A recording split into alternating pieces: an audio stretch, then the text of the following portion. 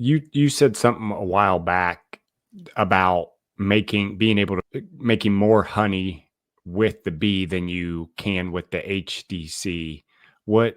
How do you mean? Well, Because I don't, on the surface I they've don't see it mentioned that way at all. But they've mentioned several ways,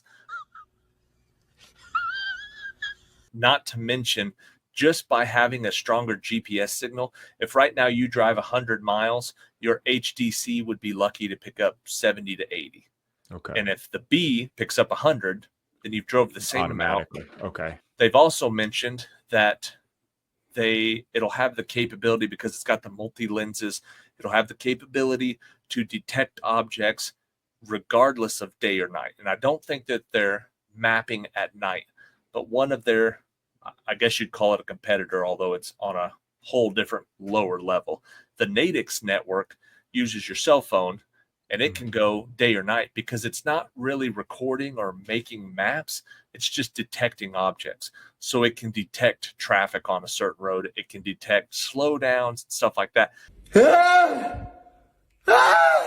They're saying that all this stuff is on their roadmap. The B network is all this stuff's on their roadmap. They're not paying you for night driving right now, but the B will be able to do that.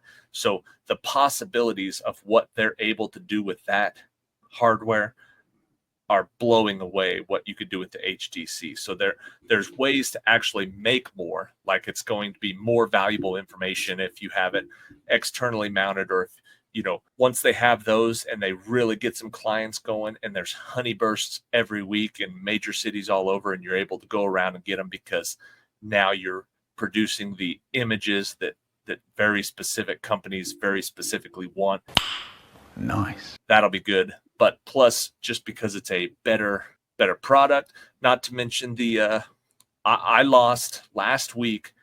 I don't know how many. I think it could have been 50 to 100,000 images, because I drove from here to Ohio, but I had already turned off my internet in Ohio. So I had almost 300,000 images and no high-speed internet to offload them from my phone.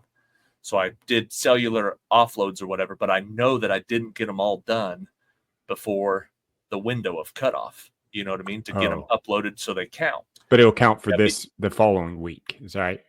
No, it doesn't. No, if you don't get Monday through Sunday, at the end of driving on Sunday, that's 1 week. If you don't get all of those pictures uploaded by Tuesday night, they just delete them because it's old information. Somebody else has already got them. You just don't get credit for it. Okay. I didn't know that. The LTE version of the new B it's got the SIM card, so it's uploading as it goes. So you can't not upload it. It doesn't have a window. It uploads as it goes. Right. You're earning more money because you're not taking the chance of losing that money. Gotcha. Is the way I understand it. Again, my information comes from Discord posts and angry people on Twitter, but it sounds believable. Reasonable. I thought I read something a while back that said something about side-mounted cameras are not going to pay or not pay the same or something. What, is there been something that come up about that? Because that wasn't the case originally. No, they were so excited to have side-mounted cameras, and they need that imagery of the street side. Right. But what they're learning is, a semi that has a side-mounted camera but spends all day going 80 miles an hour down a highway is getting a lot of fields and a lot of blurry pictures. It's not getting the imagery that's usable. So one of the MIPs or the updates, and I don't know if it's already gone into effect or if it's going to go into effect. It upset a lot of people who bought that second camera. But again, it makes sense. It's only going to record and upload if the vehicle's going under 40 miles an hour. So basically what it needs that side camera for is in city streets. You know what I mean? You need houses and stuff like that. You don't need 150 miles of Highway 70 cornfield that's blurry anyway because you're going 80 miles an hour. The front on camera can take a picture, and it takes a clearer picture, taking a picture of what you can see on the side, but you don't need to see the side image of a billboard or of a road sign. because you've already seen it in your front. But it's different when you're driving around in town. If you need information about houses or businesses or entrances and exits to certain areas, you get it with a side mounted camera that's going slow enough to where it takes a good picture.